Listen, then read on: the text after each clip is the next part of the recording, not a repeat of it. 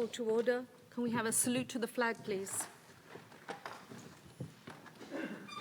Pledge allegiance to the flag of the United States of America and to the republic for which it stands, one nation, under God, indivisible, with liberty and justice for all.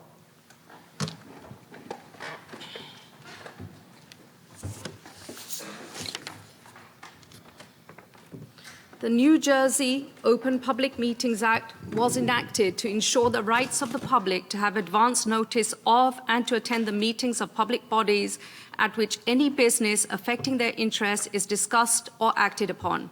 In accordance with the provisions of this Act, the Board Secretary has caused notice of this meeting, including date, time, and location, to be posted in the South Brunswick Public Library and the Board Office, filed with the Township Clerk, and communicated to the Home News Tribune and the Star Ledger.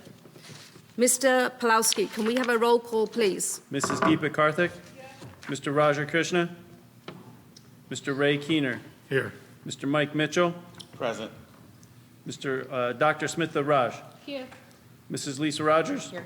Mr. Joseph Scaletti? Here. Mr. Barry Nathanson? Here. Mrs. Joyce Mehta? Here. We have a quorum. Thank you. Can we have an approval of the agenda, tonight's agenda, please? Can I have? Thank you, Mr. Mitchell. Can I have a second, please? Thank you, Dr. Raj. Any abstentions? Any nays? Motion carries. Moving on to the report of the student representative, Victoria Gutt, please. Hello, good evening, ladies and gentlemen. I hope everyone is doing well. Let's get started. So starting off with the activities, Mr. SBHS has been rescheduled for May 12th, landing on Thursday. Tickets are still available online with the freedom of choosing your own seat. The Power Puff event is scheduled for May 26th with the rain day of May 25th. Roles reversed. Miss Orlando is working on rescheduling the mental health fair coming up. And now for athletics. The boys tennis team opened up with a back-to-back wins over J.P. Stevens and Sayreville. Freshman Nithil Sankar won both his matches at first singles. Senior Gagandeep at second singles with an impressive upset at J.P. Stevens opening day. This week, the team faces Monroe and North Burlington. Congratulations to our SBHS Special Olympic bowling team. All of our athletes placed first in their divisions. Congratulations.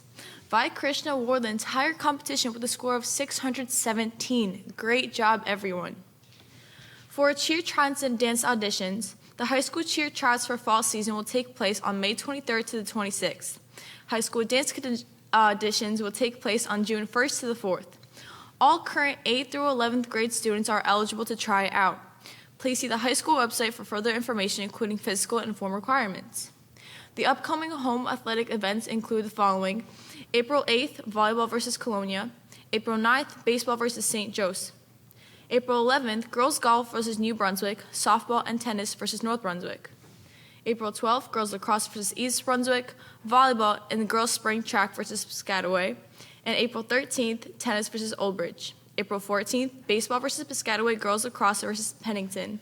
And April 16th, girls lacrosse versus North Brunswick, baseball and Hunterdon Central. That is all I have for you guys today. Thank you all for your attention. Enjoy your spring break. Thank you so much, Victoria. Moving on now to the report of the superintendent. Mr. Feder, over to you. Thank you, Ms. Mehta. This exciting night, board, public, and the little crew up there. And I mean little crew up there. Tonight we are recommending to the Board of Education a new principal for Monmouth Junction School. And that person is a very well-known person to our district, Mr. Sean Ryman. Woo! I'm not going to get into his full history, but Sean has been with the district since 2004, been a dean at the high school. He's been an assistant principal where he's currently serving right now at this building, actually. And he comes to us with 3 little ones, a wife, probably a cool pair of shoes. He's always got a cool pair of shoes on. And Sean, how about coming up to the mic and saying hi to all the fine folks? Is that Tina? Look, it's just the cutest thing ever. Yeah, it's Brindley.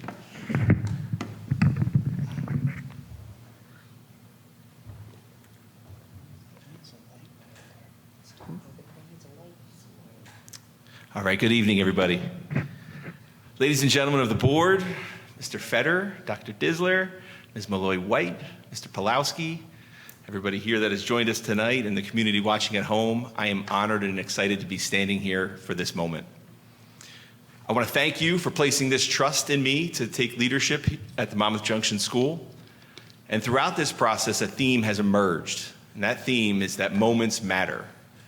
This moment matters. It matters for me, it matters for the community of Monmouth Junction, it matters for the staff of Monmouth Junction. And in that, I want to take this moment to provide some promises. The first one is to that of the staff. I promise to support and inspire and celebrate your efforts. To the community, I promise partnership, I promise communication, and I promise collaboration.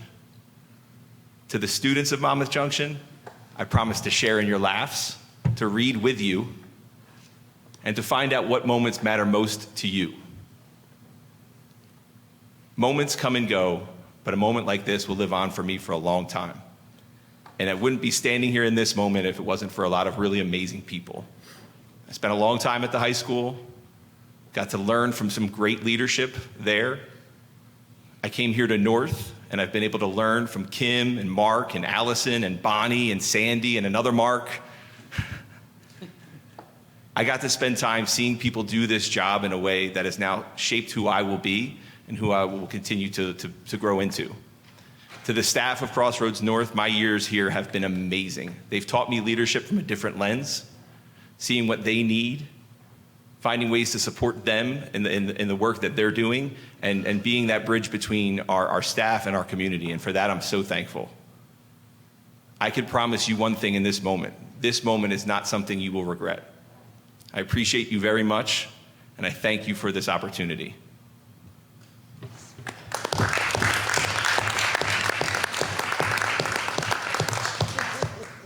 We are as excited as Sean is for this. Monmouth Junction School, I know is excited to let the board and the community know this is not an easy process for the candidates. Sean had to interview multiple times, well, three times, I think, and then do a 15 to 20 minute presentation to a group of 16 people. And I will say, and I will share, at all stages of the process, Sean received unanimous support. Every single person on those committees. That's rare, Sean. It's credit to you. So we are excited. I have heard from Dr. Abamont that the staff is beaming with excitement about Sean because of his wonderful reputation, and I'm sure hearing from the Monmouth Junction committee members, who I'm sure have been singing his praises as well. So we're very excited to bring you to the 10-person principal team, and that's correct. That's correct. I can't go more than that. That's it. You heard it all right there. That's pretty much the story. So again, Sean, glad to have you aboard, and we're excited for him. So that'll be on the agenda today. Let's hope they vote yes, Sean. All right, on I go. Nothing as exciting as that. I do share. There's nothing as exciting as that. But letting the community know that we'll be sending home information about the school performance reports. It's a yearly process. A lot goes into that work, and the community will be getting information on that tomorrow. A reminder to everyone, we have not used any snow days. We have not used any inclement weather days, which means our Monday is a closed day. So we will be closed on Monday, April 18th. As you heard from Victoria, we have spring break starting after tomorrow, and it will extend now all the way to Tuesday, April 19th. It's great news. I think we can all use the break. Also, what's coming up right when we get back is Take Your Child to Work Day. So we're going to have people doing that. If any students in grades 3 through 12 who do participate in that, they do receive an excused absence. So again, good to see this is back. It's good to see that these normalcies are back, and that's just another one of those. A huge thank you to our community. We did have a tragedy in the community. We did have a significant fire at Southridge Woods and the district was able to collect over $14,000 to support those families. So we thank our community for all they did and the staff that supported that to happen. So again, it's good news for those families. Hope everyone is doing well. Okay, next meeting, April 28th. Big deal. We are recognizing the support teachers and the support person of the year. So the support person and teachers of the year for the district. So that's a really cool thing. But here's even a cooler thing. Do y'all know on Route 1, you know the new billboard? Well, check out that billboard because Murph got together with the town, and we are going to have those names up on that banner. So very cool, and that's a great thing. So all these great staff members who have done this amazing work and be recognized by the entire community and anyone else who decides to ride on Route 1. So that's good stuff. Basically, that concludes what I'm going to report about. I am going to turn over to Dr. Disler, who will be sharing some good news about South Brunswick Reads for Change. I'll turn it over to you, Dr. Disler. Thank you. So April is School Library Month, and we have amazing librarians in our district. They're really the heart of our schools, and I just want to give a shout out to them. We're going to share a video today that highlights, I shared with you a few months ago that our South Brunswick Reads theme this year is South Brunswick Reads for Change. And every school embraced this theme, and they did it in a way that fits their building. And the following video is a montage of how SB Reads was brought to life. A thank you to the librarians for all their work, and a special thank you to Lisa for putting this video montage together. Reggie, whenever you're ready, thanks. South Brunswick Reads unites our district. Together, we have embraced reading as an opportunity to grow and change, to be curious, and to build empathy and understanding.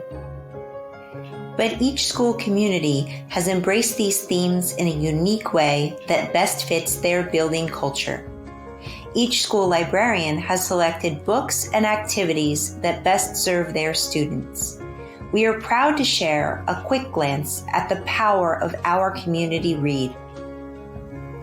At Brooks Crossing, after reading David's Drawings by Catherine Falwell, our youngest readers showed cooperation, patience, and sharing by working together on a collaborative drawing.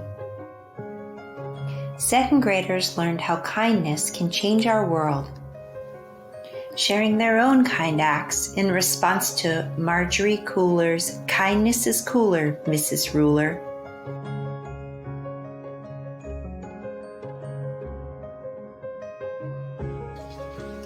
Brunswick Acres asked students to be the change that our community needs, with kindergarteners holding a coin drive for the American Heart Association, first graders collecting supplies for the Franklin Animal Shelter, and second graders creating birthday boxes for the South Brunswick Food Pantry. Inspired by the beautiful illustrations in Amanda Gorman's picture book, Change Sings, the 3rd, 4th, and 5th graders created posters centered on change. Meanwhile, at Cambridge School, students embraced the butterfly, a creature that continuously changes and reinvents itself throughout its life cycle. After sharing Lauren Long's striking illustrations in Change Sings, the school came alive with butterflies everywhere one looked. Constable's readers discovered the value of change through growth in After the Fall by Dan Santat, when Humpty Dumpty learned to change his mindset after a nasty fall. Reflecting on Humpty's courage, students shared how they might come out of their shells and change for the better. At Greenbrook, students responded to Change Sings by sharing the change that they hope to be and to see in our world.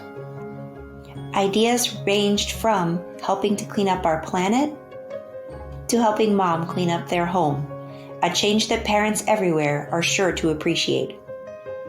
Indian Fields readers also embraced the poetry of Amanda Gorman and the theme of change sings in their artwork and book choices, reading about concepts like unite, hope, love, sing, and dream ready our students to change our world for the better. Those concepts continued over at Monmouth Junction with some inspired self-portraits and young artists at work on words that will inspire. Books build some of our best dreams. Even our butterflies flew across town. At Crossroads North, students and teachers shared how books had changed them. Readers noted that books had changed their thinking about the country, the community, their families, and themselves. North families will gather in person or remotely for puzzles, scavenger hunts, and discussions about the Parker inheritance, the Crossroads One Book selection. At both our middle schools, our students and staff are anticipating their author visit, a wonderful tradition that inspires readers to change for the better. On April 6th and 7th, Crossroads welcomed Varian Johnson, author of the Parker Inheritance. To extend student learning, Crossroads South created a virtual experience. Using a map, students can visit sites like the National Civil Rights Museum and explore other books introduced over the course of the novel. At SBHS, we created a reading list to encourage students to embrace our differences and build empathy. Each morning, a new title is shared on BTN. We celebrated kindness and kicked off SB Reads in our traditional style, serving tea and books to staff and students. The changes of the past 2 years led us to provide more SEL opportunities for our students, adding puzzles and chess to our offerings. Our public speaking students became poetry pals with Monmouth Junction, recording favorite poems and memories to share with our younger students. We also look forward to welcoming civil rights pioneer Joan Trumpower Mulholland for a school-wide virtual visit in May. We hope you enjoyed our libraries. Look for more great reading initiatives this spring as we read for change. For more information on how to participate, book recommendations, and community events, visit our website.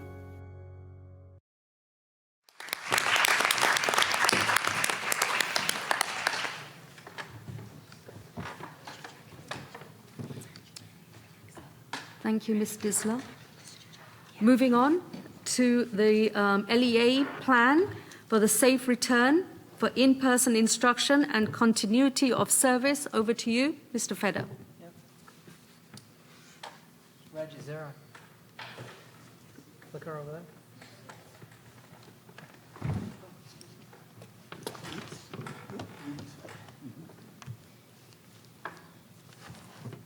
All right, hi, everyone. So as you know, every 60 days, we do this presentation. This is going to be a really short one. I'm very glad we're moving away from these long presentations about this to shorter ones.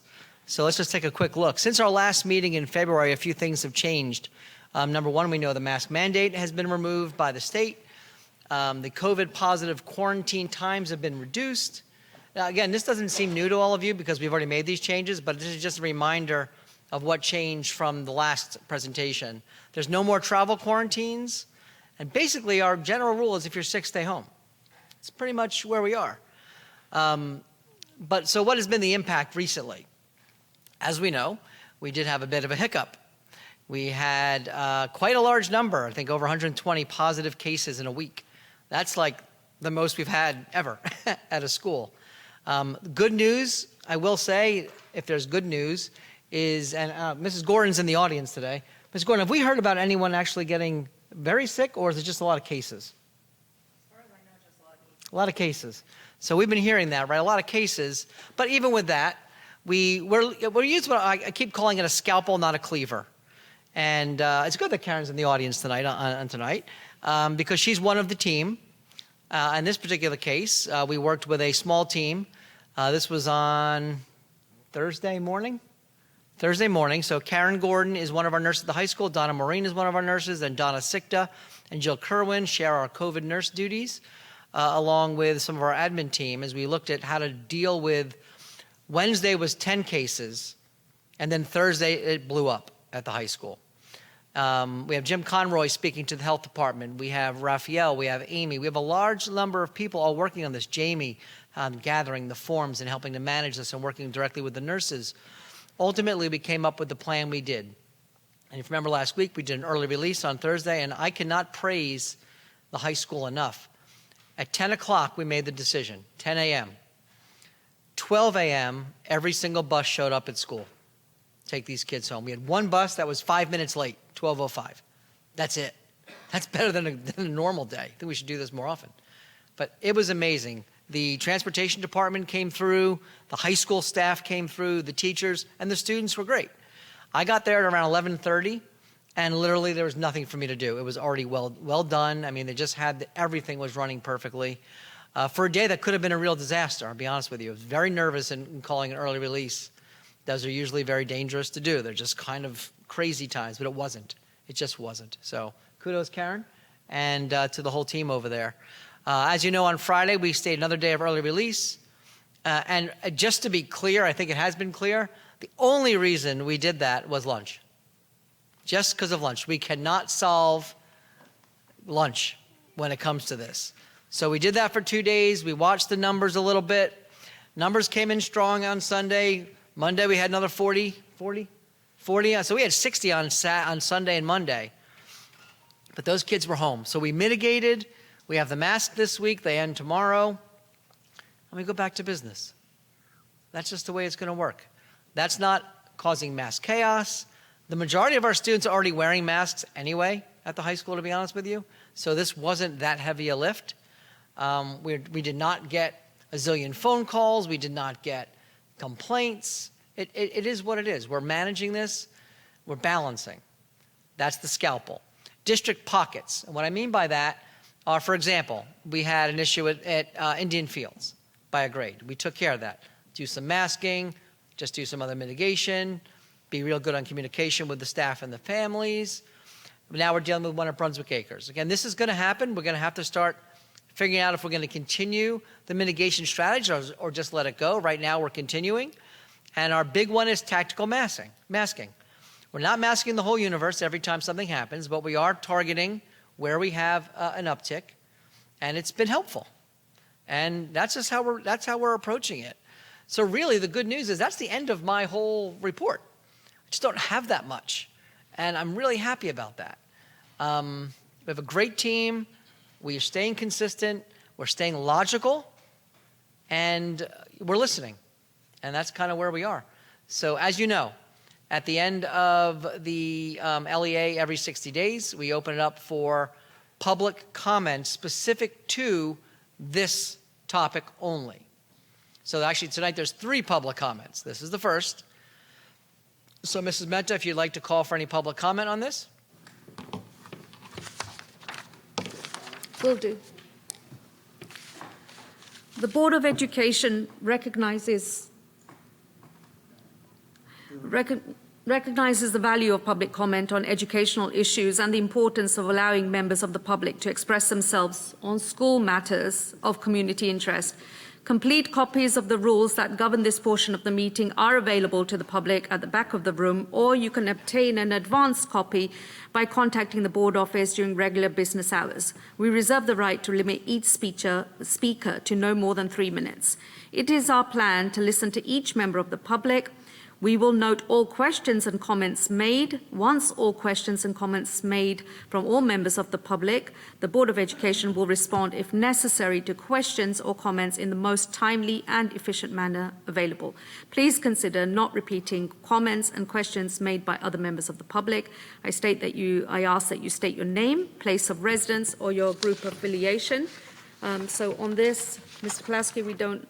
often see registered speakers, but I'm Mr. asking you Menta, this anyway. would only be So for this topic for only. the presentation, yes, Yeah. I understand, Mr. Feder. Are there anybody in the audience who would like to make any public comments about the presentation itself? Any questions? Seeing none. From the board, on the right, are there any questions? Seeing none. On the left, any questions? No, seeing none. Thank you, Mr. Feder, for your presentation. We appreciate it. If I could turn it right over. To the next presentation will be the South Brunswick Helping Hands Club.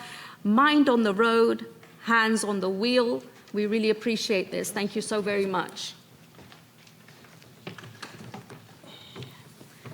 Hi everyone, we hope you're having a nice night. We are Sheena and Ananya from SB Helping Hands. We are a community service-based club at the high school, and we're very excited to be sharing our cause with you tonight. So today we have both our advisors in the audience with us. That's Ms. Zelinsky and Ms. Gordon. I'm Ananya Kulkarni. I'm the Public Relations Chair. And I'm Sheena Agrawal. I'm the Vice President. And then we also have Joshua Milbrod with us in the audience right over there. He's one of our executive members. Okay, so the South Brunswick Helping Hand Club, we're a club of around 50 members, and we help out with various activities throughout our community.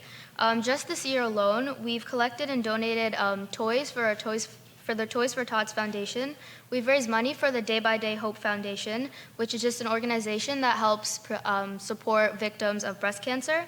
We've collected and donated animal shelter supplies to local animal shelters, and we've recently, for Women's Month, held a Dress for Success drive for women to get business-ready clothing. We've also collected food for the South Brunswick Food Pantry, and we held a coin shake and collected around $200 to benefit those by the previously mentioned Southridge Woods fires. Our members can be found volunteering at school events like the recent Unified Basketball game and outside events like Earth Day cleanups that we're planning on having later in April this month. So each month, we take time to explore one particular topic in depth to inform our club members about, and we participate in a meeting activity pertaining to that topic. A few months ago, we were able to learn about distracted driving from our SRO, Detective Buka, and the implications that even a few seconds of hesitation can have on a driver and their passengers. So for our campaign, we created a PSA, which we're going to show to you guys right now.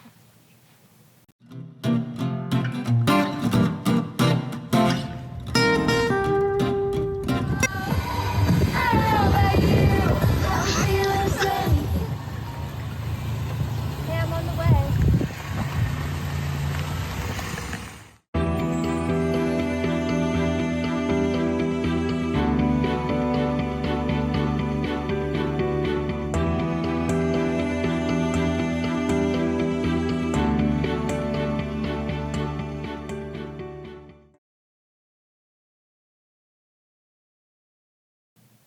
So as a club, we have created a Champion Schools Distracted Driving campaign and collaborated with the NJ Brain Injury Alliance to keep our student body as safe as possible. Throughout this campaign, we are advocating for students to hold true to our slogan, which is to keep their mind on the road and hands on the wheel. In an effort to keep these words at the forefront of their minds, we are holding booths at school lunches to give out bracelets and pins with the slogan on it. We are encouraging classmates to click a picture with one of our fun frames and hope that this engagement will help our message stay with them when they are on the road. We work with Detective Buka to share our message and PSA with the community via the Nixle system. So we have shared the buttons and bracelets with you guys tonight, provided you agree to take our pledge as well. So thank you for your time, and we look forward to doing all we can to keep South Brunswick students safe. Thank you. You're welcome.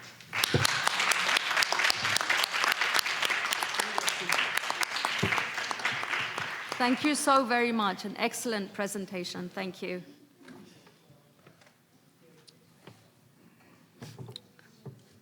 Moving on to our second opportunity for public comments. This is on agenda items only. Is there anybody in the audience who would like to make any public comment on agenda items?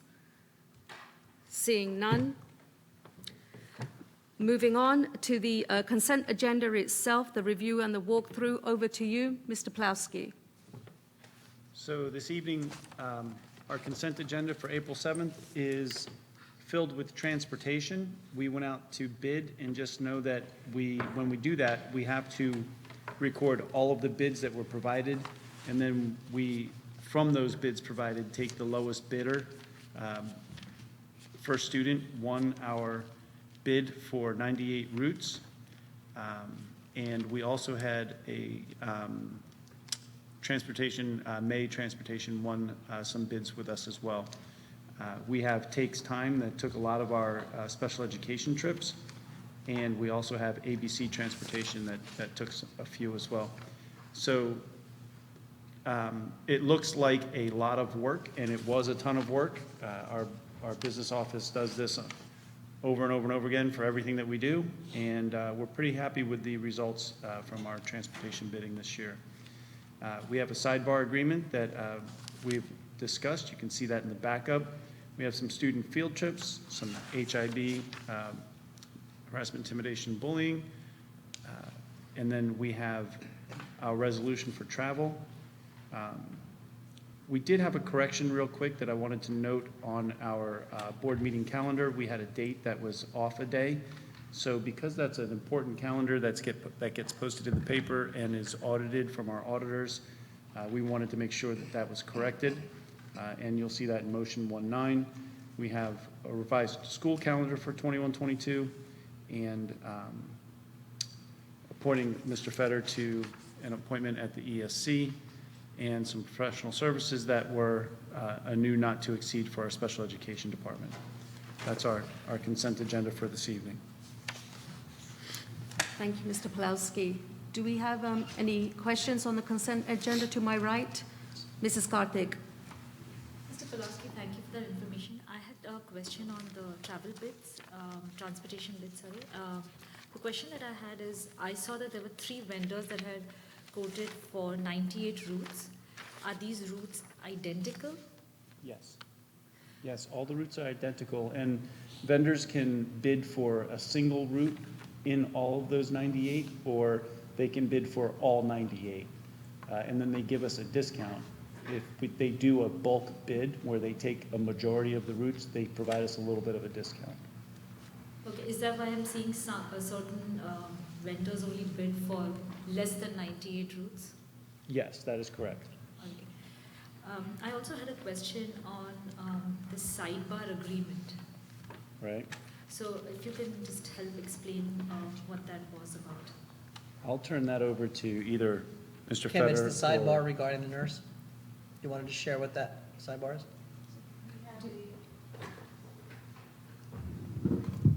We have a nurse that was recently hired, and she was hired with a CSN non-instructional certification. We require that they have a CSN instructional certification.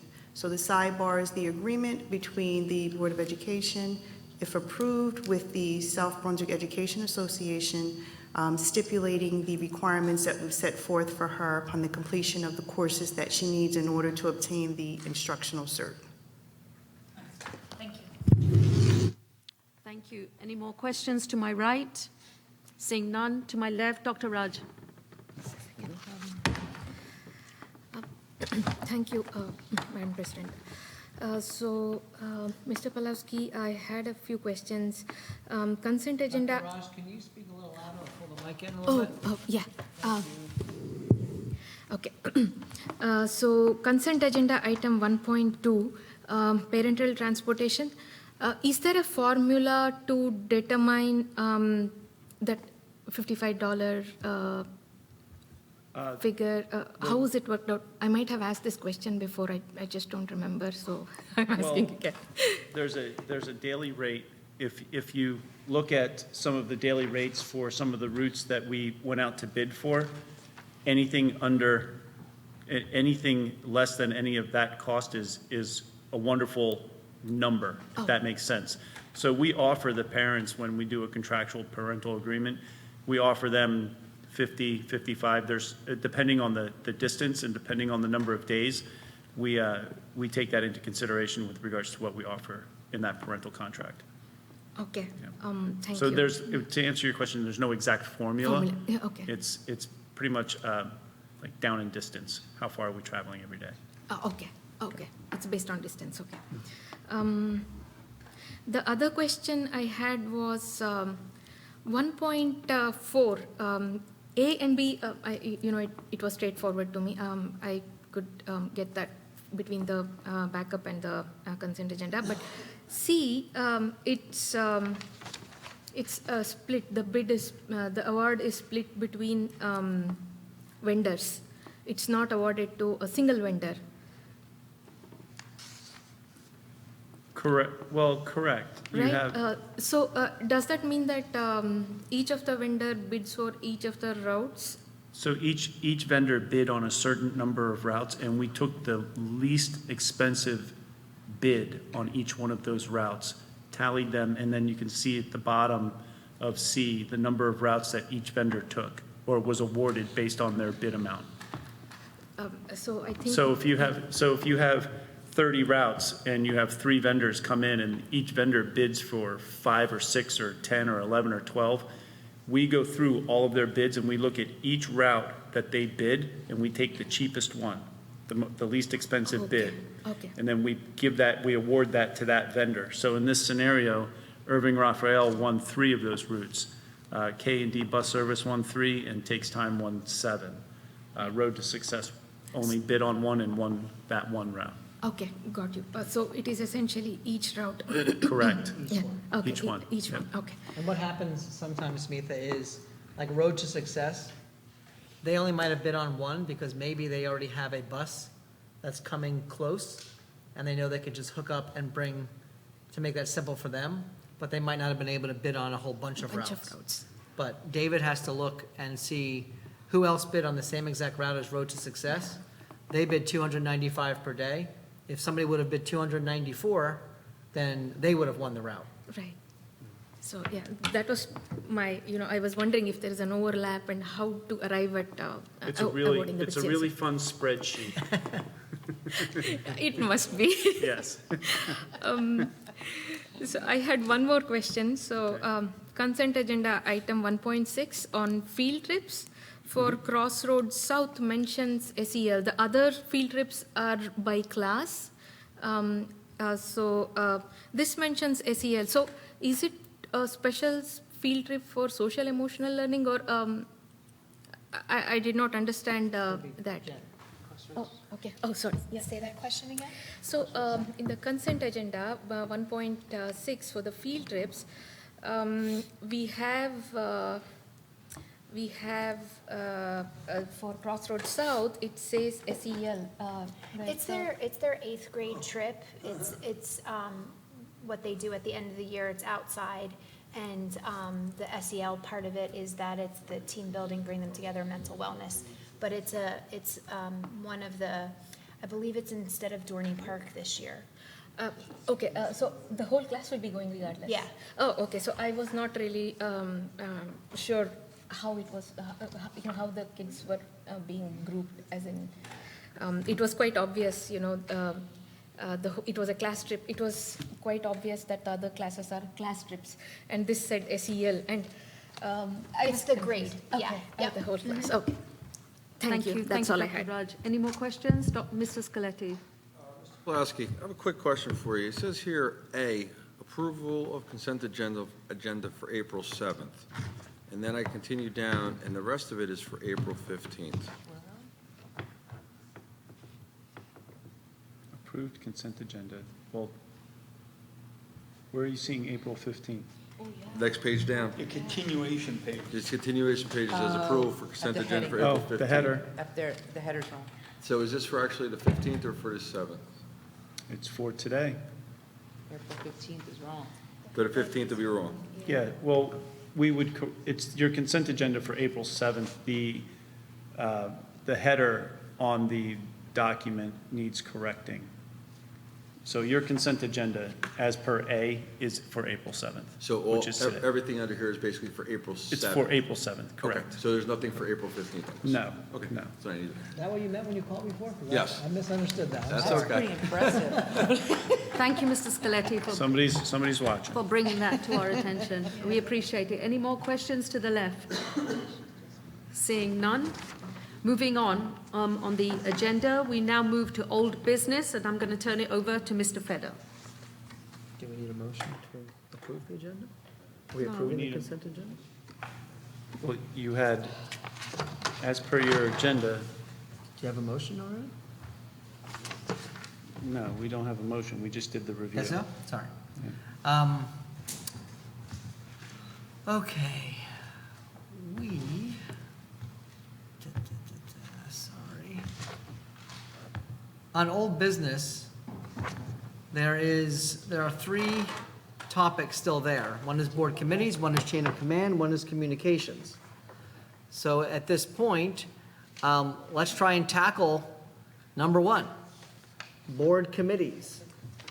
If anyone has anything to share, I had shared with the board previously a outline of a possibility, things that we have done kind of before. And I do believe we're right now seeing something from Mr. Keener. So at this point, Ms. Mehta, I think you turn it over to the board and see how they want to proceed. Thank you for this, Mr. Feder, for this outline of the master committees. Can we just have a couple of moments to read it, please? Well, I read it already, Mr. Keener sent it around. Okay, So, I've not seen this. If I can, Ray, maybe you can, I have some questions. Excuse me. 1 second. If you would let me, after you get a chance to read this, I'd like to explain it and okay. open it for questions. Okay, you got it. Yes. Just give us a couple of minutes, Mr. Keener. I didn't send it, no, I didn't send it to I sent it to the board chairs. Oh.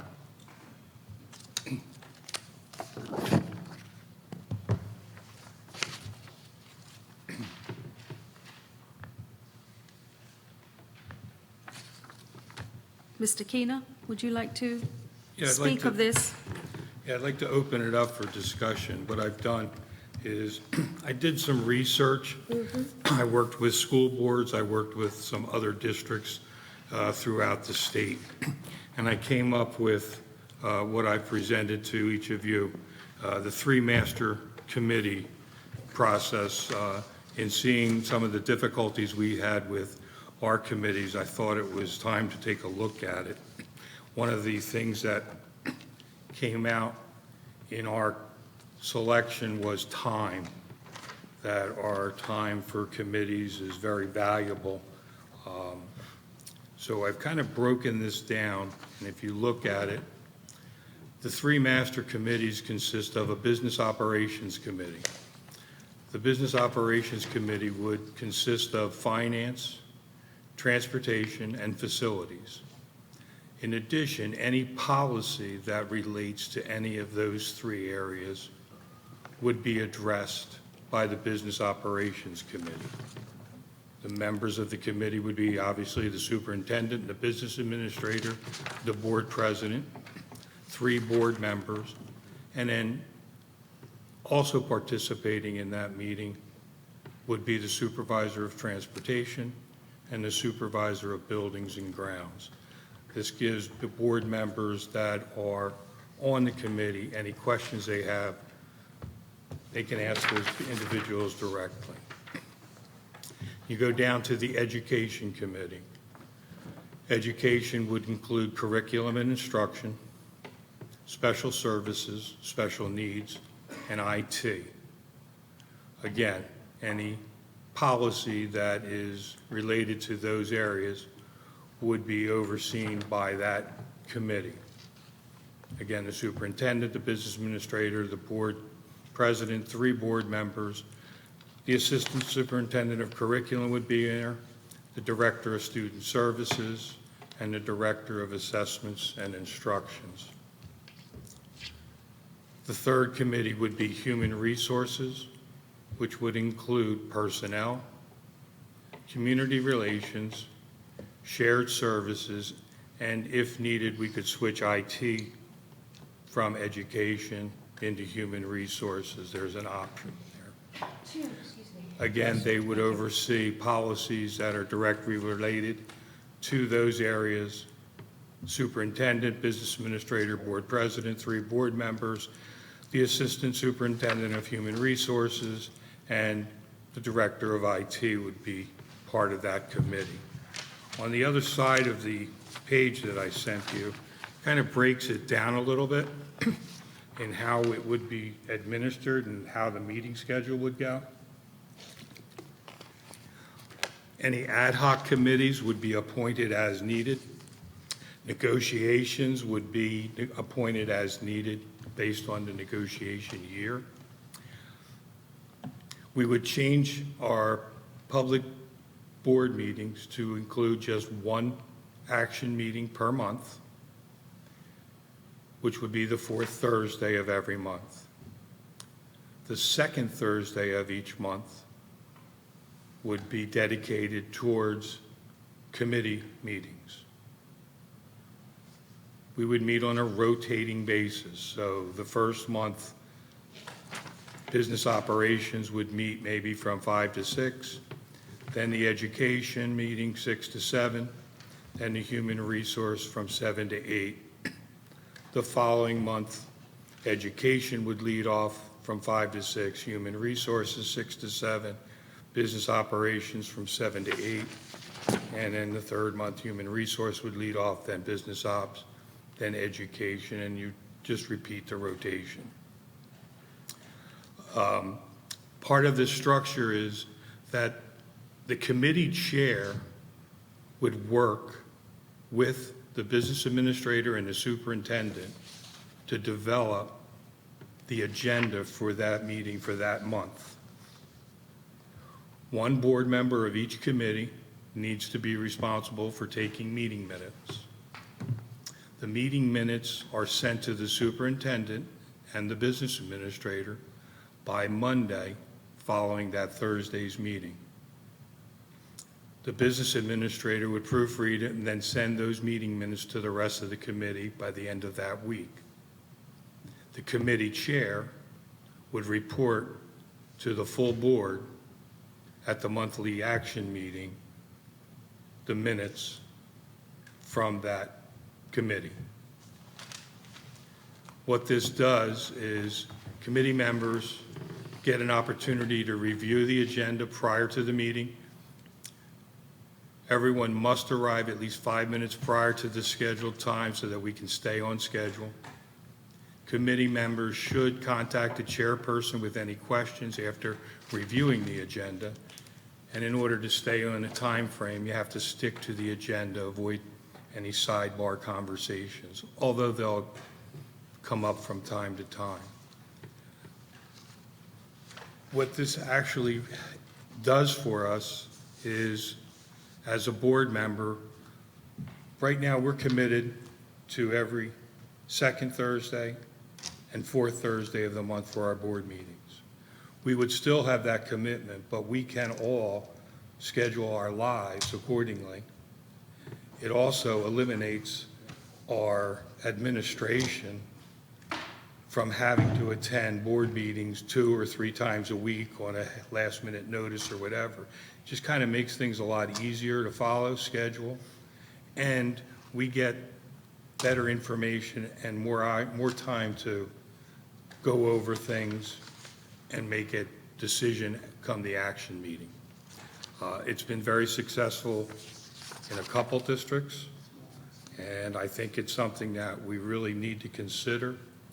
And I would say that if we come up and work out the kinks, maybe we could even start it as early as the summer schedule this year, July or in June or July. But any questions, any thoughts? I'm open for comment. So, Mr. Keener, can I just ask then, so this would be a completely new restructuring of our committee system as it is, and to introduce new committees, is that right? It's a redefining. All the committees are there. They're defined differently. And we have some additions to. Right now with personnel, we're adding it into human resources. I think we get a little bit more information.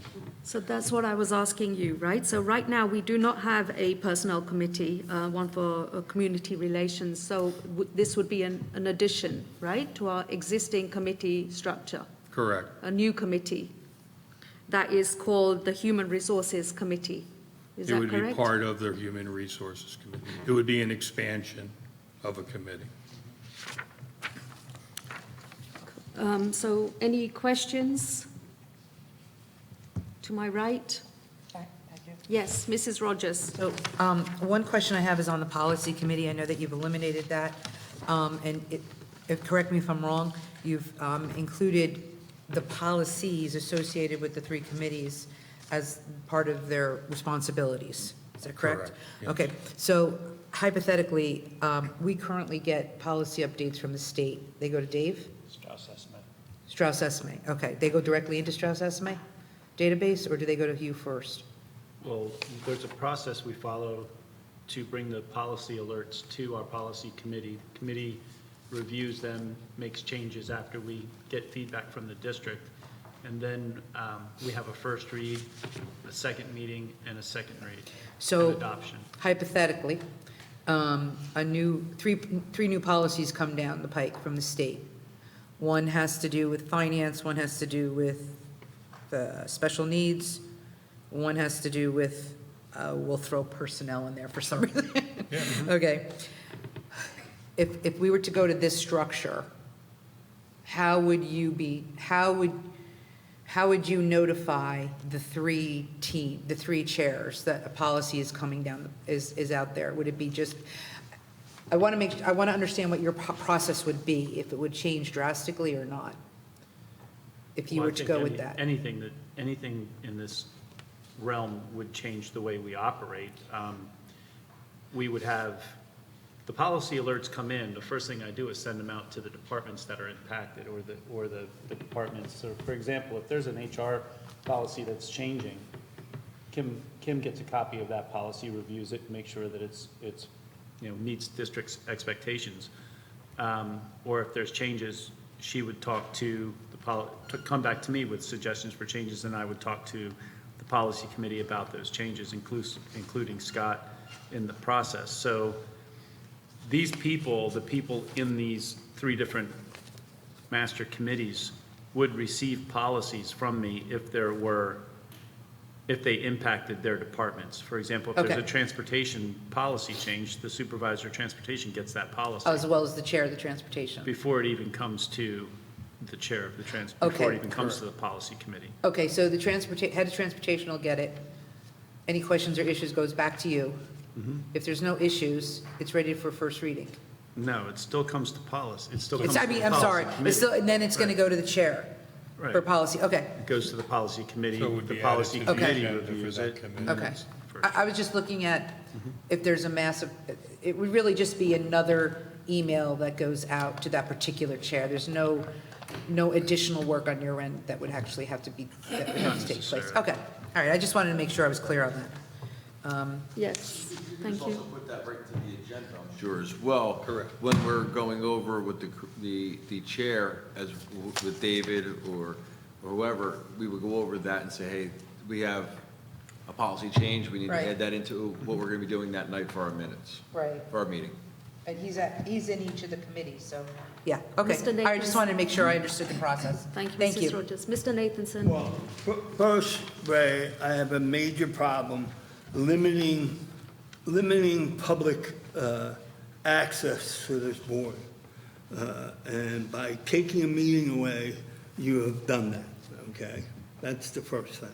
Second thing, by taking a meeting away, I don't know how this district gets anything passed, because there's not enough meetings.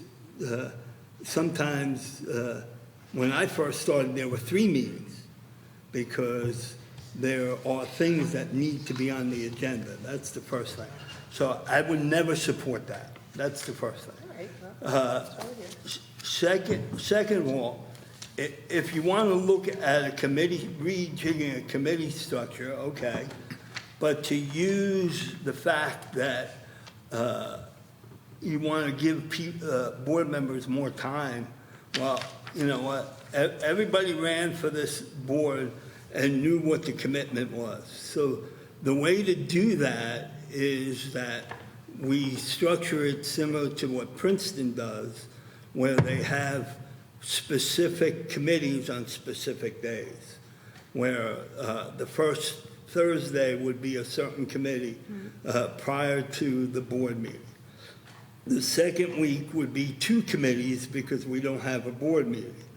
And the fourth week would be another committee prior to the board meeting. And that's probably the proper way to do it. I have some concerns not having a separate policy committee. I think that's a problem. And some of these things that you have on the committee is not usually within board, it's usually dealt with on a board level. If you have a question of personnel, you call the superintendent or whoever. If you have a question on certain things, you call whoever you need to call. I understand. Right now, we have finance and transportation. We have a policy committee. If curriculum, many times have gotten involved with what you have on here at a broader picture, have been brought up special needs or instruction or student services, they deal with that now. No, So actually, Barry, if I may, we haven't really talked about special services or special needs in okay, so in curriculum. we can always add that to curriculum. I see that as a possibility. Okay, so and if you want to rejig the budget committee to become a finance committee, I could see doing that too, to make it more of a year-round kind of committee rather than what it is doing just budget time. And I understand that, this is just basic stuff, and I appreciate all your work you did on this, Ray. And I think that we as a board should talk about how to break this down to better fit for us. Well, and I appreciate your feedback, and I thank you for the information. I don't agree with all your points. I think that these committees tie together. One, it's what School Boards, our association, highly recommends and suggests as a structure. It's what other districts have used. You cited Princeton. What other districts, right? I can cite one district in particular right now. North Brunswick uses it, and it's highly successful. I didn't see it. Yeah. Okay. Highly successful. I didn't see it. And Okay. I participate in those meetings. Okay. And it works very well, and it encourages more dialogue and more communication, and it presents board members with more information and knowledge so that as a board member, you can make your decisions based on information that you're getting.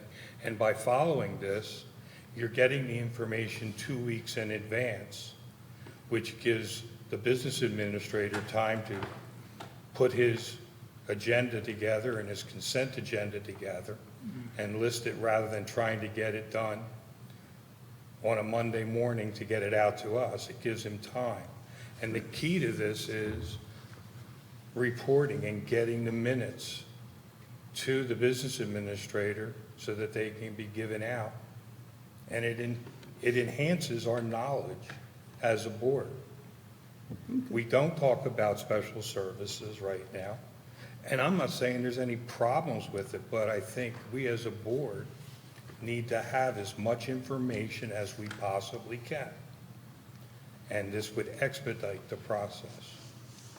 Thank you, Mr. Keener. Mrs. Karthik? I have a few questions. Mr. Keener, thank you for putting this together. When I look at the committees, the master committees, the way they are aligned, I think there are some synergies that we can draw between the alignments, which is between finance, transportation, and facilities, and so on and so forth. I see that there is a correlation. I also like the idea that we will work on the policies related to the subject area. So that's in my mind. When I'm closer to the subject matter, I'm also able to derive meaningful policies. So I think that might work for us, but of course we can unpack it as a group. These are my initial reactions. The question I had is, right now we have transportation facilities clubbed together, right, with facilities. So we are breaking this down, and we have 3 board members, and the president is officiating on this as an ex officio member, right? Correct. So are the 3 members going to contribute to finance, transportation, and facilities together? Or Yes. is it just going to be 3-3-3? Is that way? No, Or we all just gonna- 3. All 3. All 3 would deal with all 3 topics. Okay. They would get information. And a lot of this is, it's information that's presented by the business administrator and the superintendent. And as Mr. Pulowski pointed out tonight with the transportation, there's a lot of things that go into a bid. And you simplified it very well, very quickly, but you could be here for about 6 weeks trying to understand that. And Jill does a great job in transportation. If she were at a meeting, if there was a question, she could answer that. The same with the supervisor of buildings and grounds. I just think that they're part of the process, and it's information that as a board member and as an administrator, it's helpful to our overall knowledge of how and information that we need so that we can make informed decisions as a board. Right. What I was coming to is, as a group, do we feel that this might be a lot? For example, if I was just looking at finance, transportation, and facilities, do we feel that this might be too much for 3 members to tackle? Or is this a reasonable amount of work for us to get through? I think they all tie together, and that's why they group together.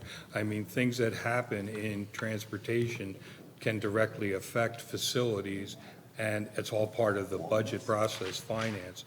Things that happen in facilities impact the budget, obviously. I mean, if air conditioning systems go down, it's going to affect the budget cycle, and it's information that we all need. Right, yes. Sorry, I had just one more question. Yes. I do have a concern, Mr. Keener, about taking away that additional public meeting or our operations in public, our board meeting that is held in public the second time of the month. The reason for that is we have 2 opportunities for engagement with the public. Unless we are expanding our committees to include a 5th member so that can be, And that's open a fair meeting. process, and that can be addressed. You can still hold your 2 public meetings, the same as you do now, and then dedicate another night per month for your committee meetings. That can be addressed very easily. Agreed.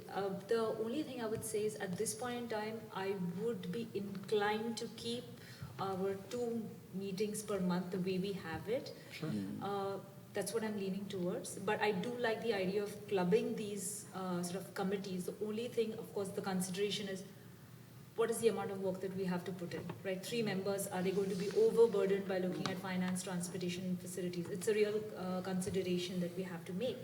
And the second thing is, let's understand how we will vet policies related to these subcommittees within the master committees, and then bubble it up for finalization of a policy. Well, and to your point, you're right, but there are times of the year when transportation is busy. This is the time of the year. Then there's times of the year that it's slow. And by meeting every month, you're expanding, and once you get into a routine and you started your meetings and you start rolling, they flow a lot easier. It's getting out of the block, it's going to be a little difficult. It's a new mindset, but once it gets into gear, finance changes every month, so there's always something going on because of things breaking down. So that's probably going to be your hot topic. Transportation, as I said, that's the beginning of the year is the biggest time for transportation. Then, barring any pandemics or anything, it kind of flows very smoothly. So yes, there's going to be peak times, but it's not something that 3 board members can't handle on a committee. The same thing with student services and curriculum. I mean, by meeting, first of all, if you look at it, we don't meet every month on finance. Maybe facilities meets every month, but transportation, we really never meet. We don't talk about it at all, really. So let's add it in there. So you're only going to talk about it a month 2 months out of the year. The same thing with curriculum. They meet every month and go over curriculum items. Special services, you may only have to have an item once or twice a year to deal with, but it's there for us as knowledge. And the same thing with community relations and personnel. Personnel's an ongoing thing. That's your hot topic. Community relations, we have to communicate with the community. So it's there so that we don't forget the community, because that's a big part, but it's not something, shared services doesn't have something every month. So I think it's definitely something that 3 members can handle on a monthly basis. Thank you, Mr. Keener. Mrs. Rogers. So right now, I'm part of the Transportation Facilities Committee with Smitha and Joe. I'm sorry, I should say your last names, my apologies.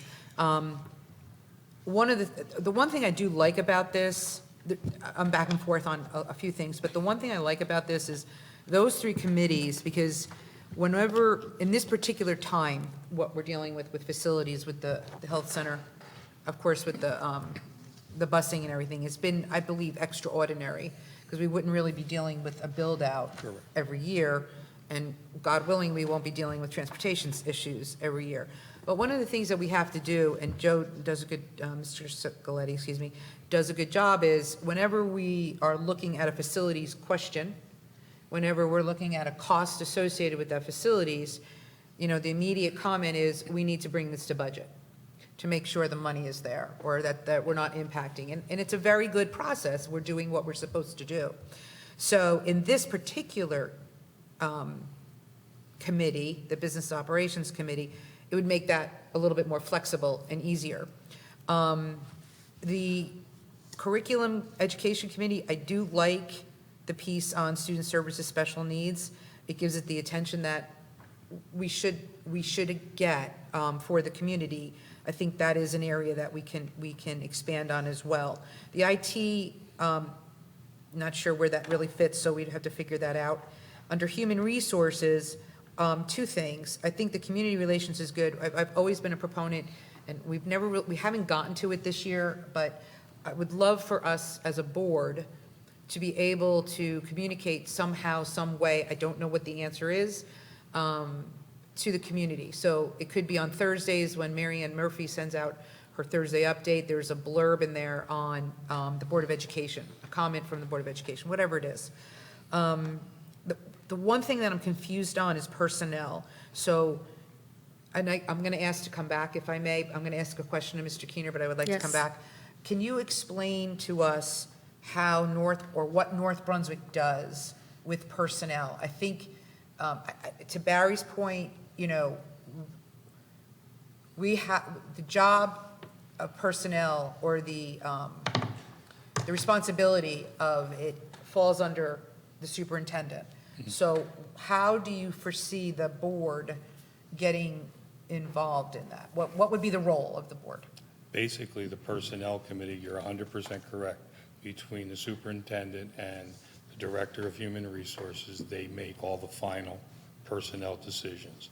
But in the committee, if a board member has a question, what's the logic behind it?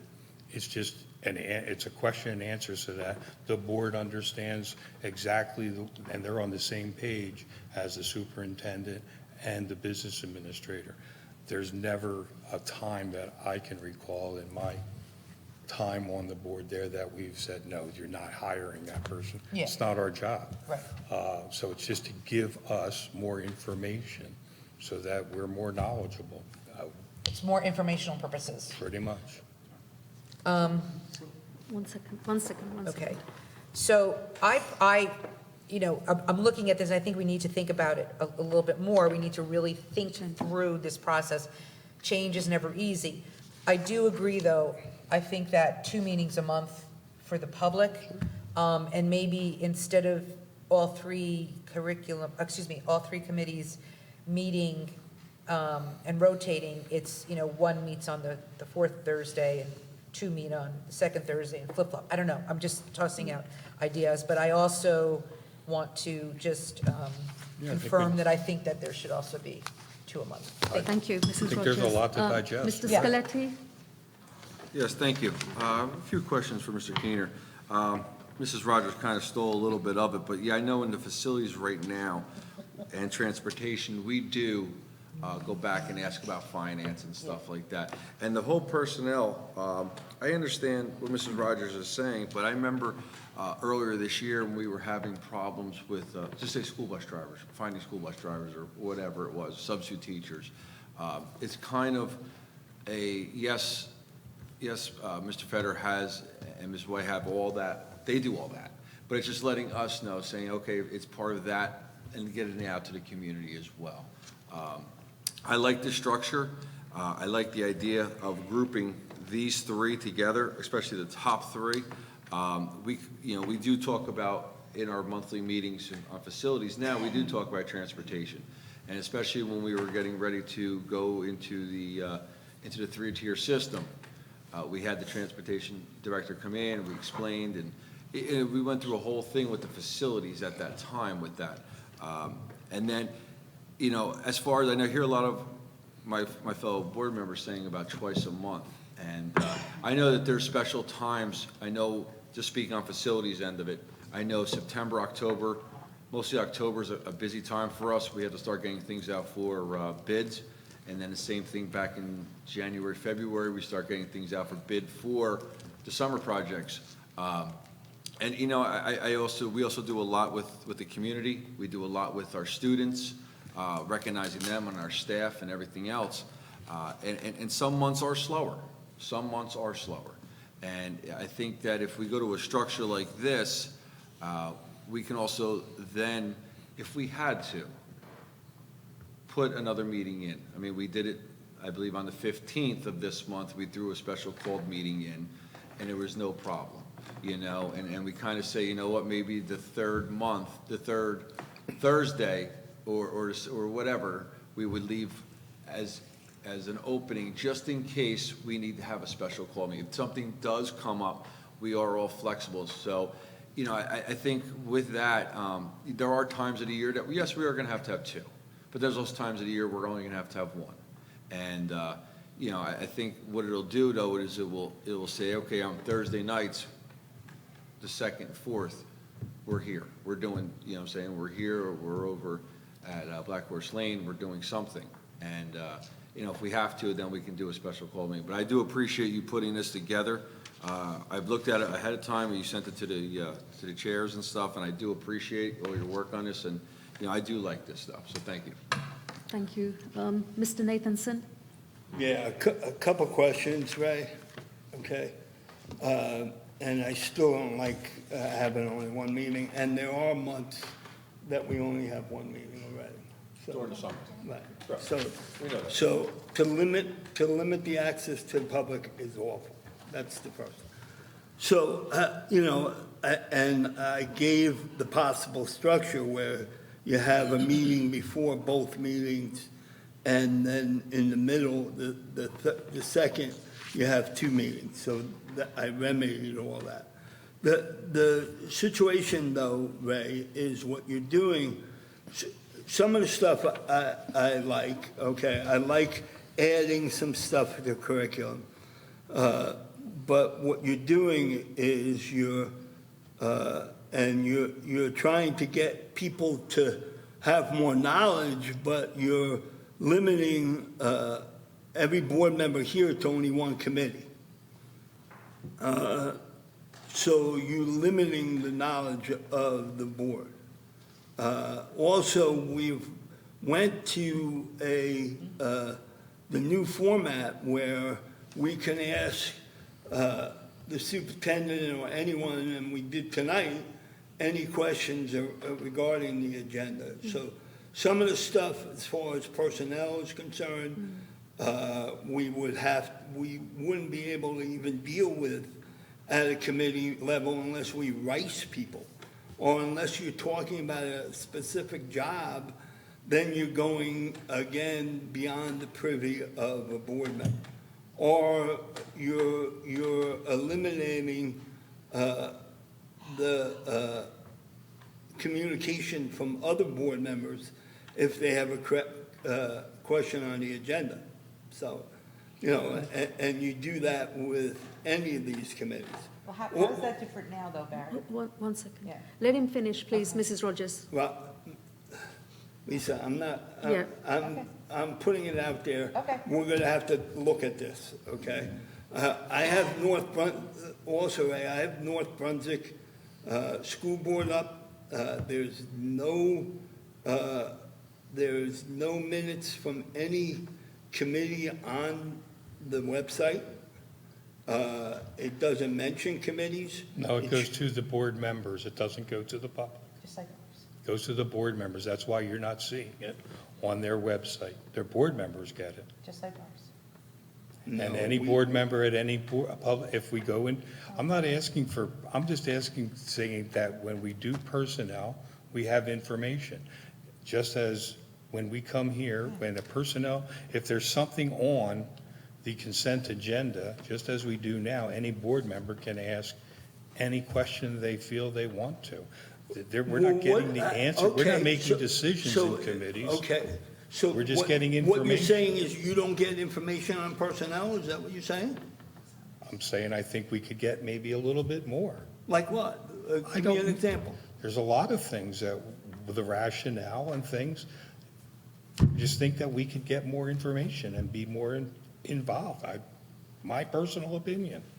So you're getting involved in the hiring of someone? No, I'm Is that not what you're getting in the So hiring, what's no. the rationale that you're looking for? So that we understand the operating of a district better. That's it. What goes behind the thought process? They make the decisions. We don't. So this board is a policy-making board, okay? So Yep. you're getting involved with way past what we are supposed to be elected for. That's all. Thank you, Mr. Nathanson. Dr. Raj. President. Thank you, Mr. Keener.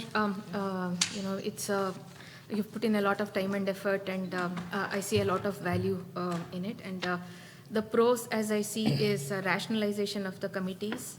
So we will have fewer committees this way, and it's probably more efficient. And there is obviously synergies in the groupings that I see. Budget and finance and transportation facilities, they have synergies. They work well together. But I also see some cons. The taking away the public meeting and the suggestion that a committee meeting can be sort of converted into public meeting also has its limitation. Not all committee matters can be discussed in public. For instance, the personnel, it might not be feasible to be a public meeting. Public meeting, when all of us are here, I feel a lot more opinions come out. And as in example is today's discussion, we are seeing so many opinions. And with the 9 of us here, there is a lot more value than just 3 people, working on something. There is obviously value in committee, but the whole board is in a unique position compared to a committee. So I would be very concerned about taking away the second public meeting. And the third is,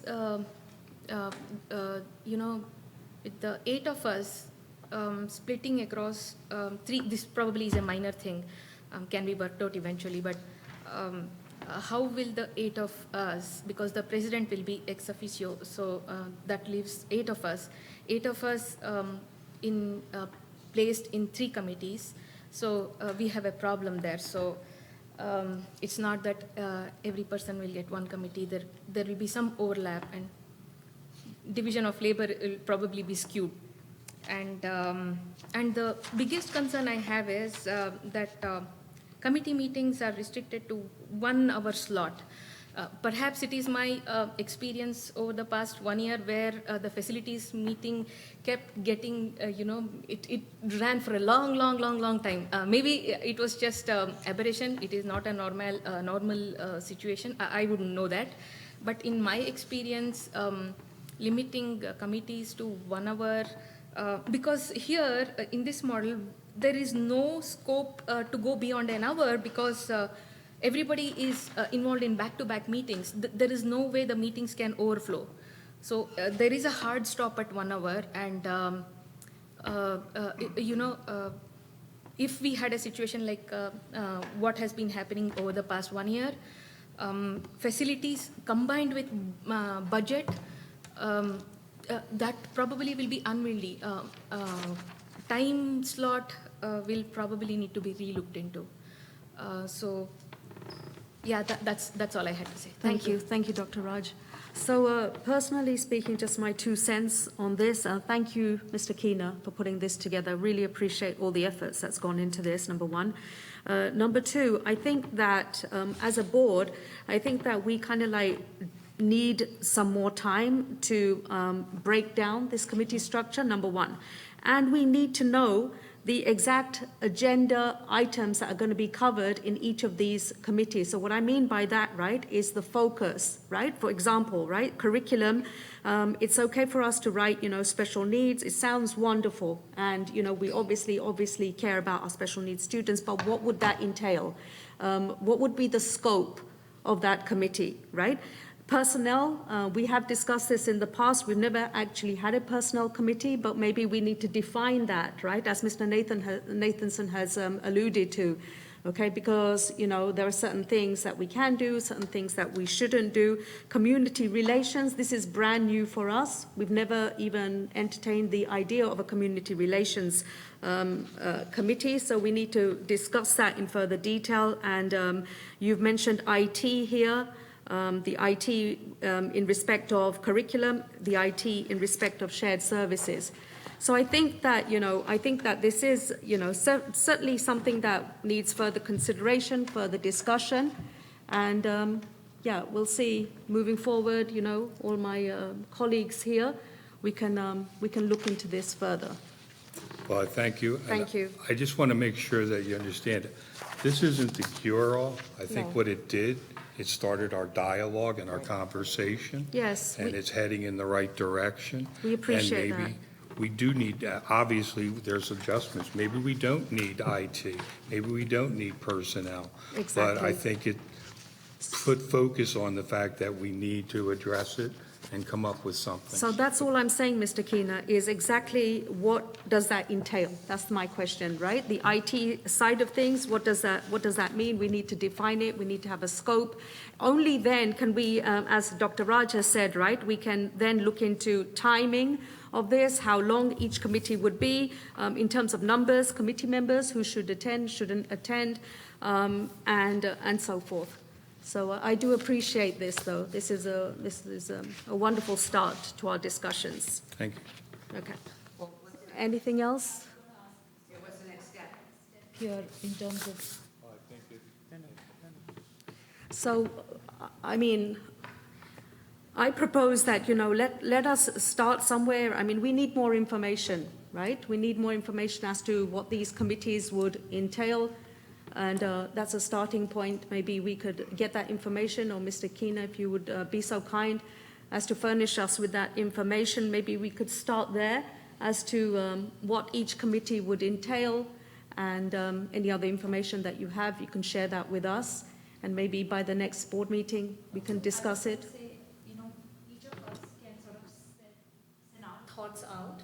We can collate it in, a Google Doc or whatever that works for us. That would entail, what we think are the plus points of this sort of an arrangement, committee structure for us, and what we think are sort of the cons or the areas or the gaps that we need to look at. The biggest takeaway that I'm taking from this sort of structure is that we will enforce policy through the committees that are working on those topics. And I think that is a big plus for us. And I see a lot of value in for our district if this happens. Yeah. Thank you, Mrs. Karthik. One Mrs. more Rogers, comment, yes. if I Yes, may. yes. I think that's an excellent idea. I think the Google Docs, we could see it, it's a working document. It's something that we can all see at one time or just make comments. The other thing that I would like is, I actually would like feedback from the administration. If we were to go to this, no, it's okay. I would like to understand, like, for example, with Dr. Disler, Because right now, on the curriculum, and please correct me if I'm wrong, Dr. D, I think we've got it pretty good right now. Whereas we have the meeting, the minutes are taken, the minutes are issued within a certain amount of time, the minutes are confirmed and sent out. It's a good system that we have so far. Knock on wood. But I think it's important to understand how it would also benefit, the pros and cons for administration, for Kim, for Dave, for Mr. Fetter and Jen, the pros and cons of this particular effort. So, if we do that type of Google document, the input from administration, I think, is important. Yeah, one of the things that I was going to ask for was feedback from the administration on the conversation we just had, what your thoughts are.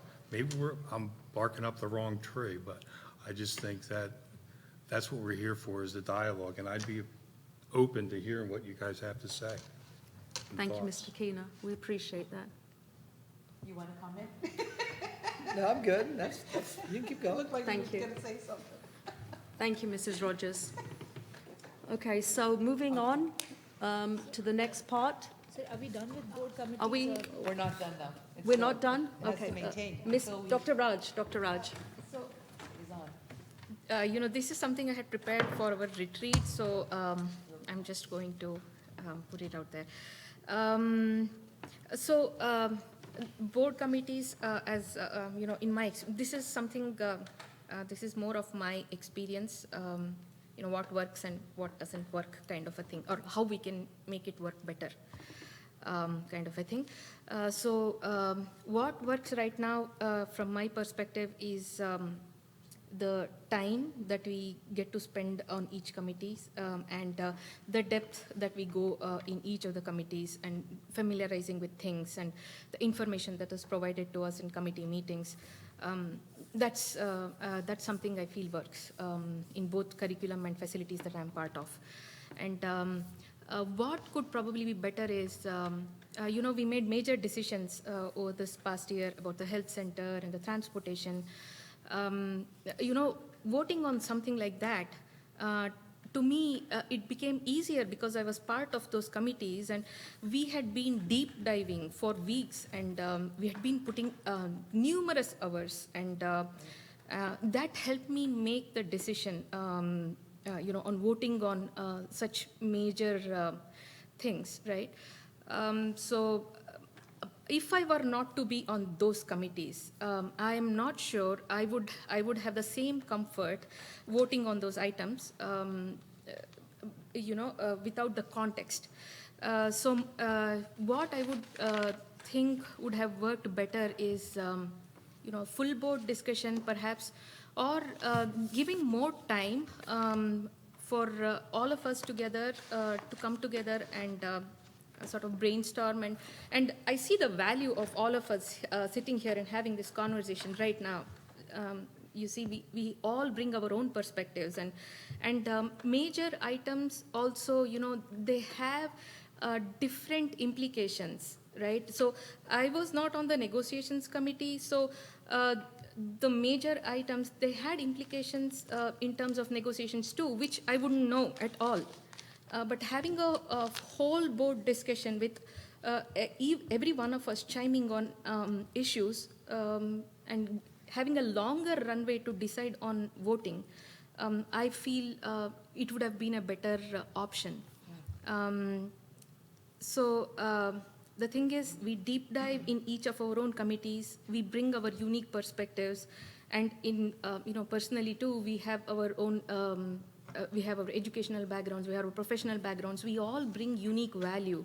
So all of us having this kind of a conversation, especially before something major, I see a value in that. So that is something, I wanted to put it out there.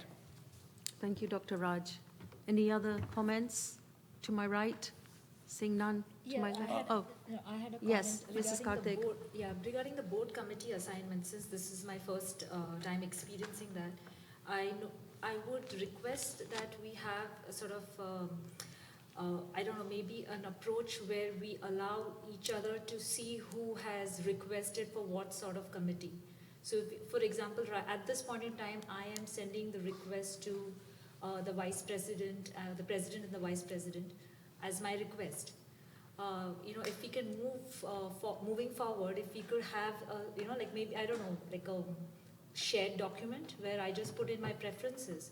And then, of course, the decision lies with the board president, but I'm at least aware, okay, this is a committee where no one has sort of put their hand up for, then maybe I could choose that, or if there is too many people who want to be part of that committee, I could select something different. It just becomes a more transparent process and helps all of us understand where our preferences lie. Thank you. Any other points? Dr. Raj.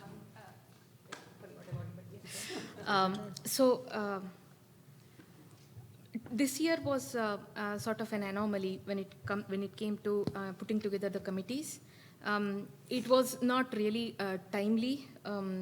So it is something I was wondering if a bad year should not set the tone for the years to come. It should be the good years. But still, is there a way we can set a time frame to put together the committees and making it more transparent, as my colleague said, Mrs. Karthik, but also not taking too long a time to put the committees together so that we can all be more effective. Timely committees, essentially, timely formation of committees. Thank you, Dr. Raj. Any other comments? No. Seeing none, we're moving on to the next item on the agenda, which is new business. And we have no new business at this time. So moving on. More items under old business. We missed it. Right. So I'm going to turn it over to Mr. Feder to make any comments about the... Madam President, are we going to speak about the other old business that's on the... That's what she's saying. That's what she's saying. Sorry, I didn't hear. We have a chain of command. I think it's up to the board. It's up to the board.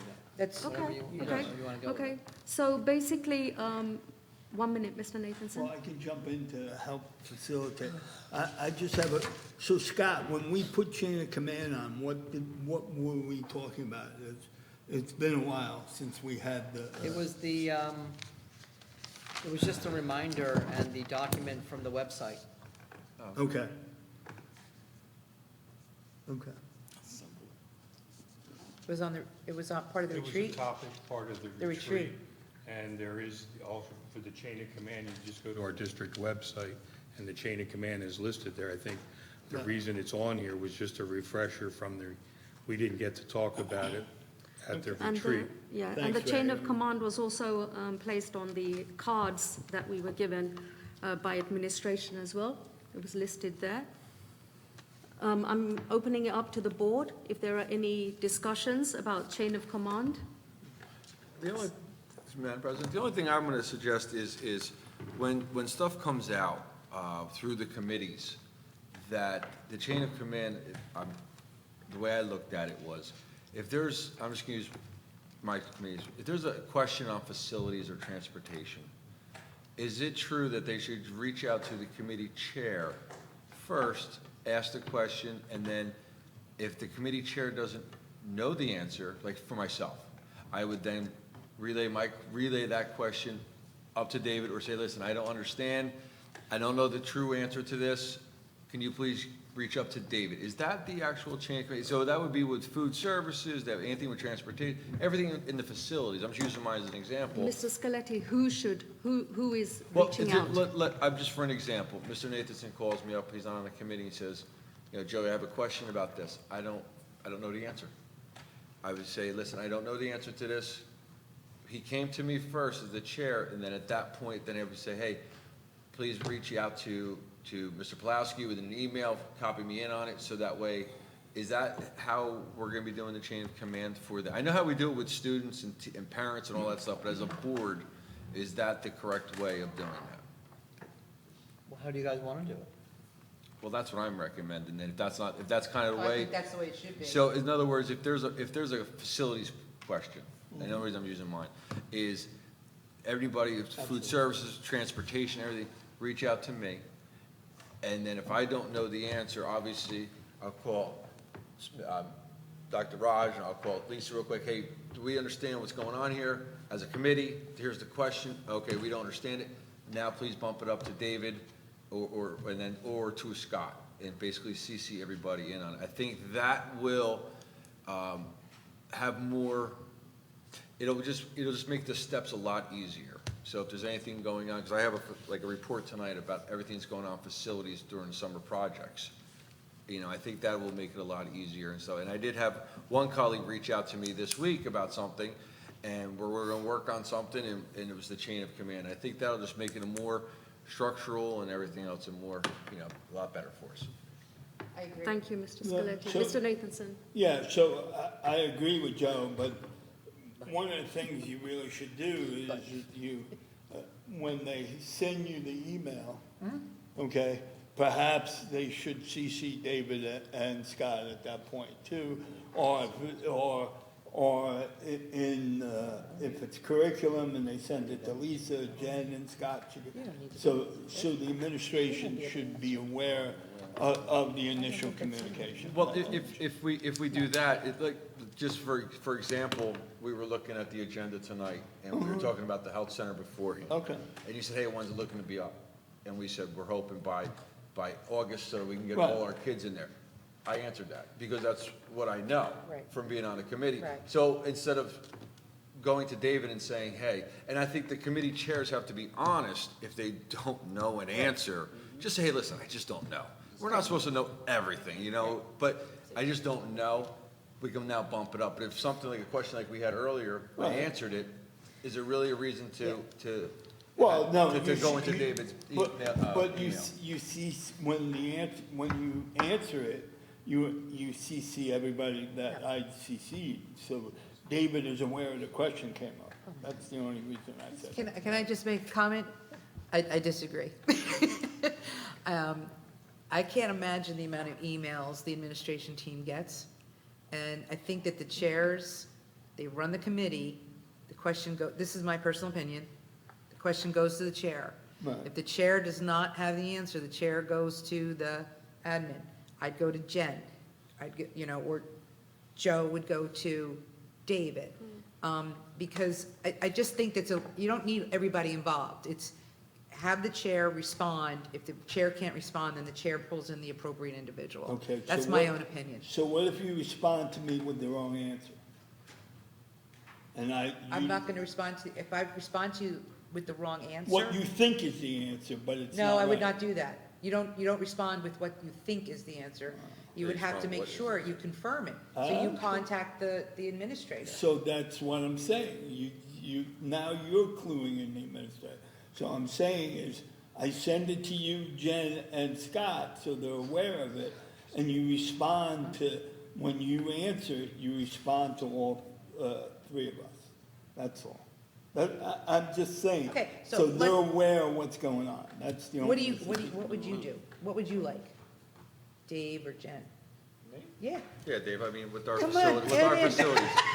Okay. I think what happens is if somebody has a question of a committee chair, the committee chair has to assess whether or not they have a factual answer. If they don't have the answer, they reach out to the administrator that's responsible for the committee.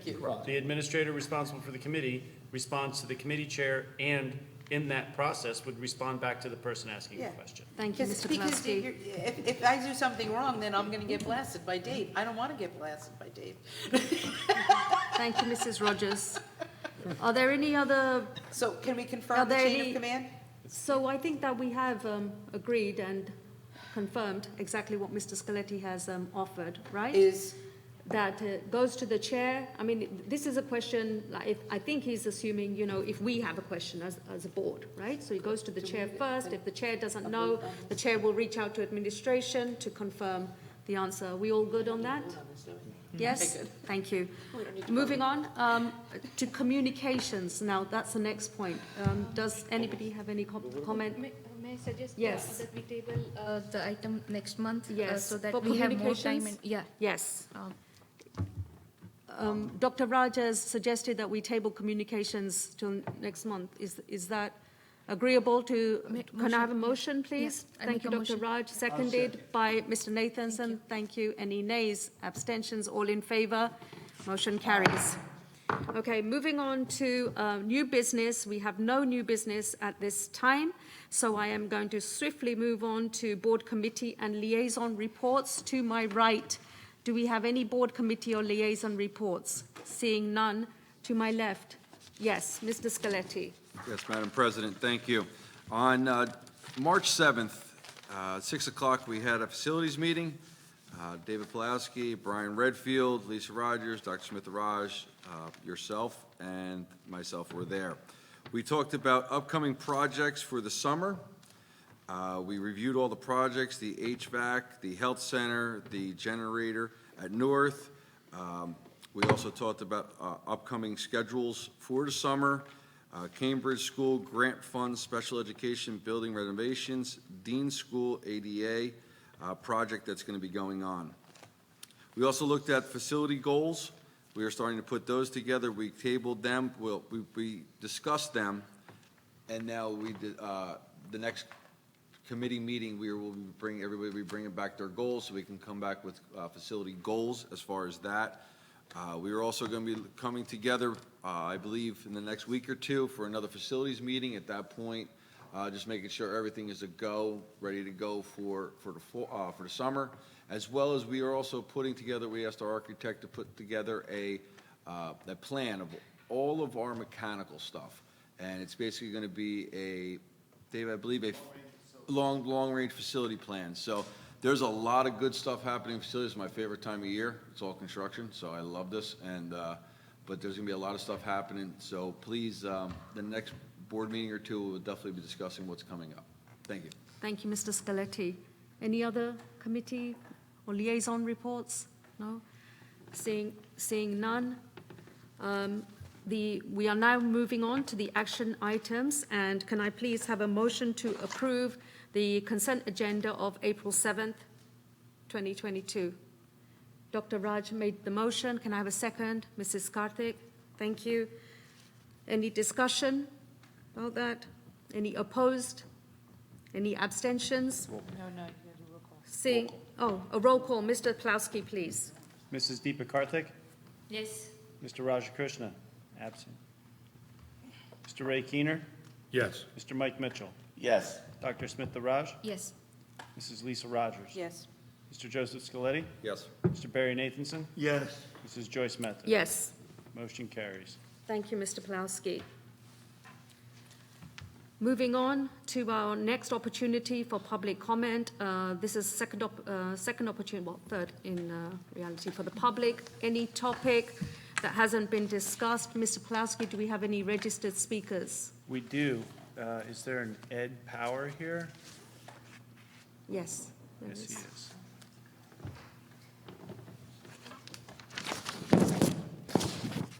Mr. Power, I ask you to please, sir, state your name, place of residence, and your any group affiliation, if any. Yeah, my name's Ed Power, like Mr. Pulaski said. I live in Kendall Park right now, but I've been in the South Brunswick School District, living here since 2005, someplace around there. I have one son who's in Crossroads South Junior High School, and a daughter's in South Brunswick High School.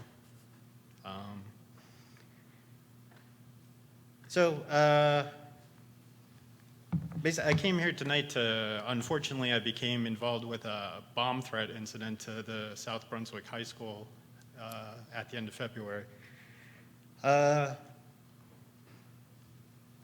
So I'm a little disheartened because I was actually told during the meeting that I had with the school officials, I had attached a couple of you here to my emails on it, and I was told in the meeting I could attach whoever I want. Nobody would help me.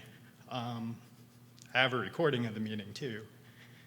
But like I said, well, in a former life I was a project manager, so dealing with the school with this, I started noticing little things I thought were gaps in the policy when it comes to something like this. Also, my daughter ended up getting involved with this, trying to stand up for her fellow students. So I figured I have to follow her example and try to do the same. So what basically happened was my daughter, who, like I said, is in the high school for South Brunswick, in the beginning of last school year, late last year, her and her friend specifically, felt bothered by another student during their study skills class and lunch. She takes it upon herself to stand up for people because when she was younger and had less of a voice, she was bullied, so now she tries to advocate. So, they together and separately informed teachers, things like that. My daughter finally, herself felt the need to go to, again, because it was happening to friends, not to her, to go to the anti-bullying counselor at the school. Oh, and also I want to say, like I said, just to break from my notes because you guys were talking about it, I might be dead wrong on these points. Like I said, I'm looking at it from my former job as a project manager, but I think you can start a dialogue, and I don't know when the last time you guys went over the bomb threat and bullying policies was, but I don't see anything wrong with going over it again. I don't know how periodically you guys do go over it.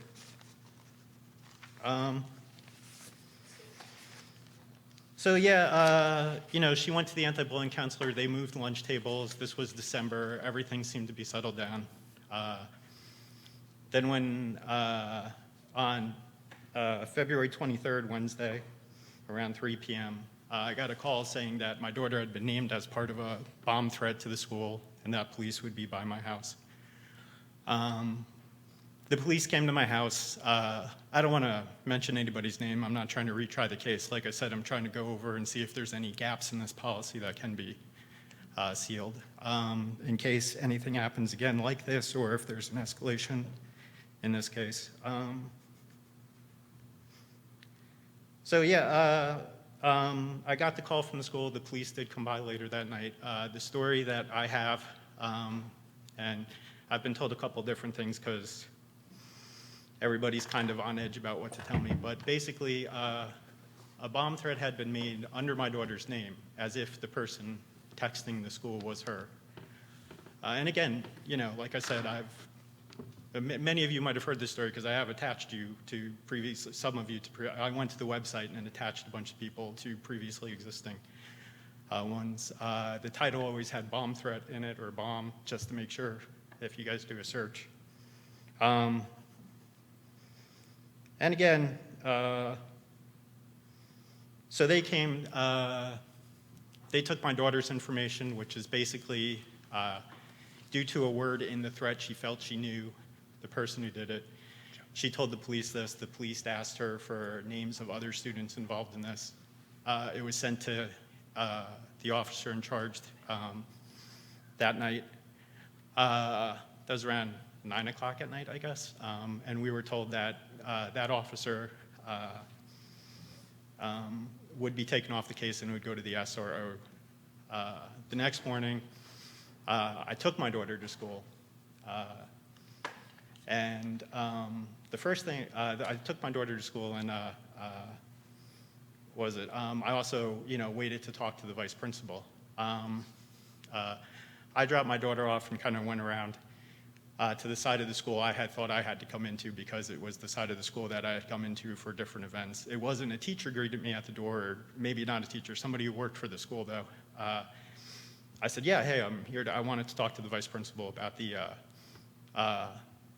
I might be misremembering, but anyway, my daughter might have gone on the bus and I might have come in later, now that I'm thinking about it. But again, when I went to the school to try to find who to talk to, the teacher came to the door, or whoever it was, and said, and I said, yeah, I'm here about the bomb threat that was called in yesterday. And they said there's no bomb threat that was called in yesterday, which I was surprised by. I went to was led to the vice principal's office. So, Mr. Power, can I just jump in real quick? So we provide 3 minutes for public comment. You've surpassed the 3 minutes. You're the only speaker we have tonight, so it's at the discretion of the board to determine the length, the extended length of time that you'll have for public comment, just so you know. Okay, okay.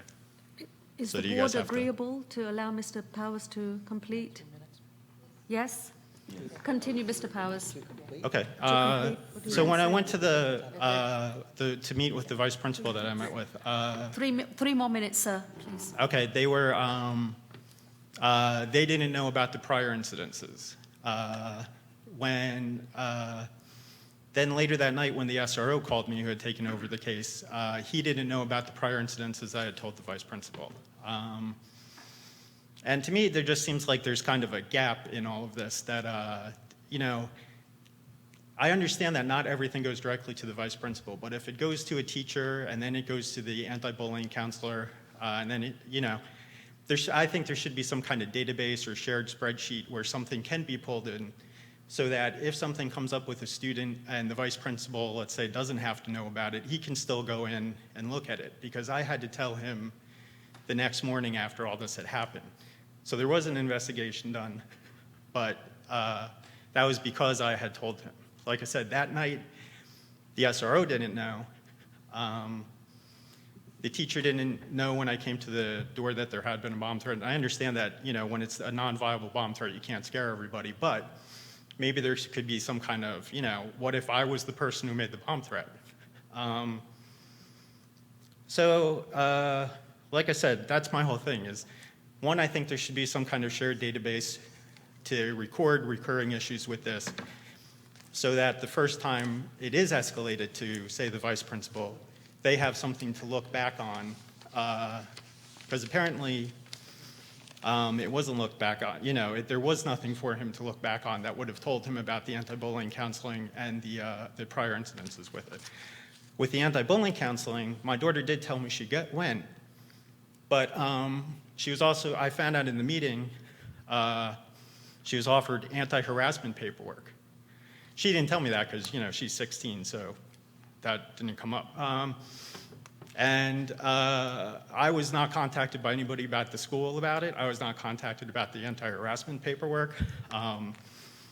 And when I had brought up the fact that I was very surprised that expulsion wasn't the immediate thing for bomb threats, and especially bomb threats made as bullying attempts, which it was confessed to. He was trying to get her in trouble, the other student.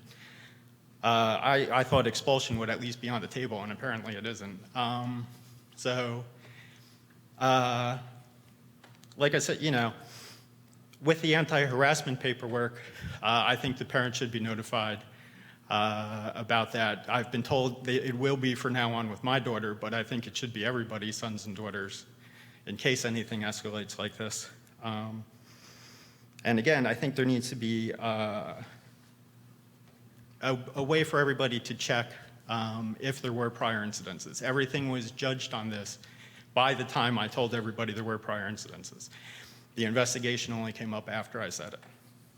I guess that's it. The other thing would be, like I said, alerting the teachers in some way that there might have been a threat to the school so they know to be extra precautious the next morning.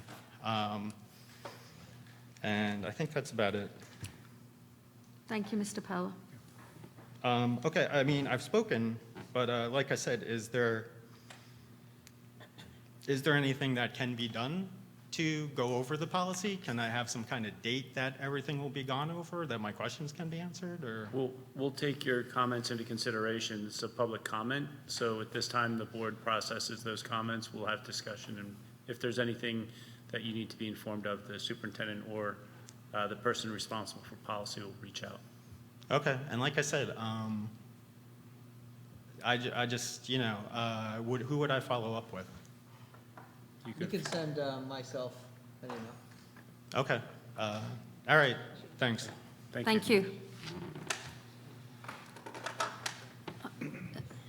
Any other public comments? Seeing none.